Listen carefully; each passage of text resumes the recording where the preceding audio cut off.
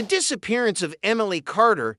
It was a fog-draped Thursday evening when Emily Carter vanished. The air in Maple Hollow, a small Midwestern town where porch lights doubled as security systems, was thick and damp, muffling sound and distorting shapes. Neighbors recalled the street unusually quiet that evening, as if the whole town was holding its breath. Emily had just finished her late shift at St. Mary's clinic where she worked as a nurse. She was last seen walking across the gravel parking lot toward her car at 11:22 p.m. The rhythmic click of her shoes swallowed by the mist. She never made it home. Now, this isn't a murder mystery. Emily is still missing. But as the weeks turn into months and the only leads go cold, her family is left with more questions than answers. What happened to Emily that night? Did someone foul play, or did she simply run away? And if so, why? Welcome to our channel. Join me as we take a deep dive into the perplexing disappearance of Emily Carter. Before we begin, please subscribe and like this video.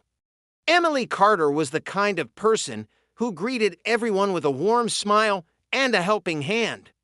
At 34, she was a registered nurse at St. Mary's clinic, a job she took great pride in. Her colleagues remember her as dedicated, compassionate, and always ready with a kind word.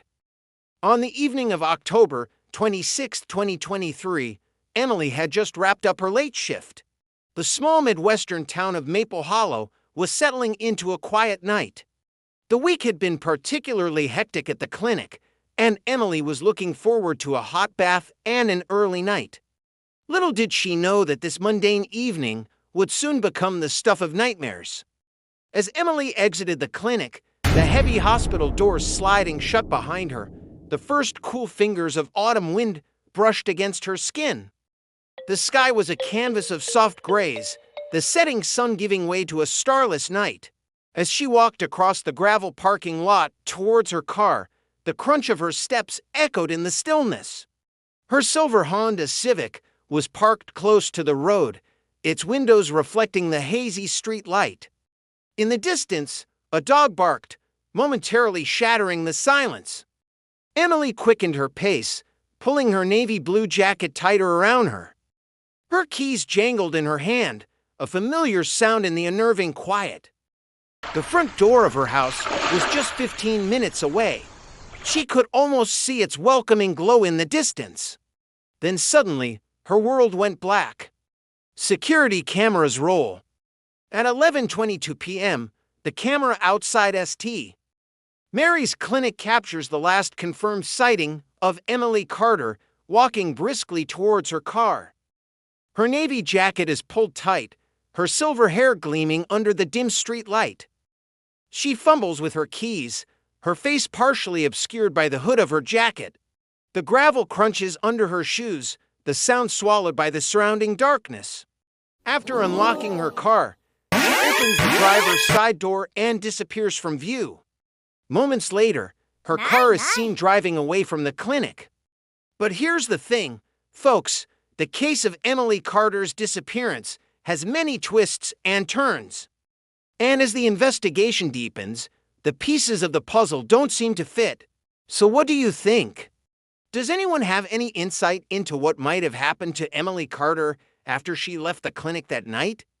Share your thoughts in the comments below. And before you go, make sure to subscribe and like this video for more updates on this perplexing case. It was a fog-draped Thursday evening when 23-year-old Emily Carter vanished. The air in Maple Hollow, a small Midwestern town where porch lights doubled as security systems, was thick and damp, muffling sound and distorting shapes. Neighbors recalled the street unusually quiet that evening, as if the whole town was holding its breath.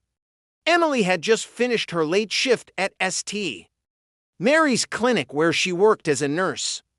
It was October 2001, and the full moon hung like a street lamp in the inky sky.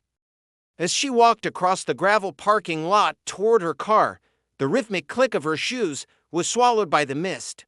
The crunching of leaves under her feet was the only other sound that dared break the silence. She unlocked her car doors, slid into the driver's seat, and turned on the engine. But she didn't start the engine. She sat there for a few moments, the only movement the tick of the clock on the dashboard and the blur of headlights from cars passing on the highway. A trucker stopped at the intersection, his rig casting an eerie glow on the silhouettes of the trees.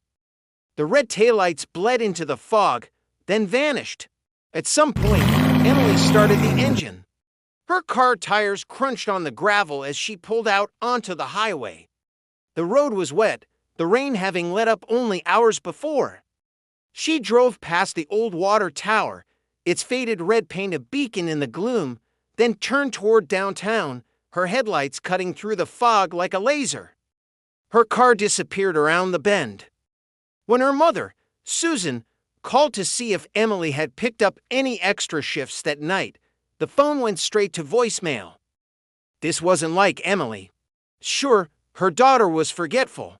Sometimes days would go by without a phone call. But Susan always knew where she was.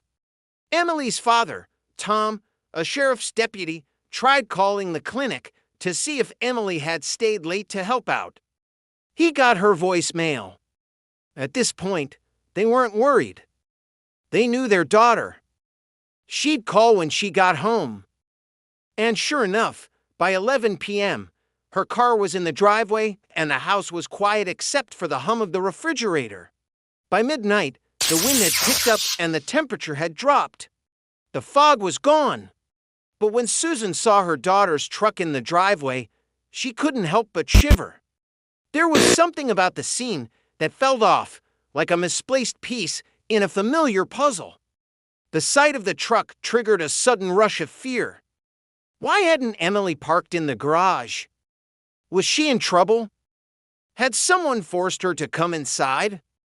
Susan nudged Tom, her eyes wide. He followed her gaze and his heart skipped a beat. Emily's truck was parked in the driveway.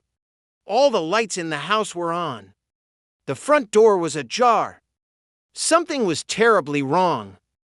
When they stepped inside, they found a half-empty glass of wine on the kitchen counter. Next to it, a pair of Emily's keys.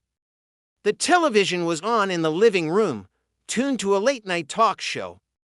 The sofa was rumpled, as if someone had been sitting there just moments before. But Emily was nowhere to be found. They checked her room. The closet door was open, its mirror reflecting a jumble of clothes and a tangle of necklaces on the dresser. The bed was neatly made, undisturbed.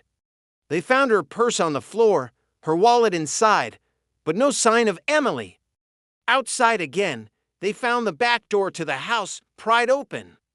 A muddy footprint marred the welcome mat. To their horror, they realized the screen door was still hanging from its hinges. One side of it was lying on the ground, the other was still attached to the house, swaying slightly in the wind. As dawn broke, the town of Maple Hollow awoke to a nightmare. The quiet rustle of leaves and the murmur of birds became a cacophony of worry. Every creak of the old house on Elm Street, every passing car sent shivers down their spines. The day Emily disappeared, the sun struggled to pierce the heavy clouds that had gathered over Maple Hollow, mirroring the gloom in their hearts. Did Emily leave town on her own? Had someone she knew heard her? Or was this the work of a stranger? With each unanswered question, the fog of uncertainty thickened, blurring the edges of their reality and leaving them trapped in a nightmare from which they may never awaken. Thanks for watching. Have a question or a comment? Please write it below. And don't forget to subscribe. Thanks for watching.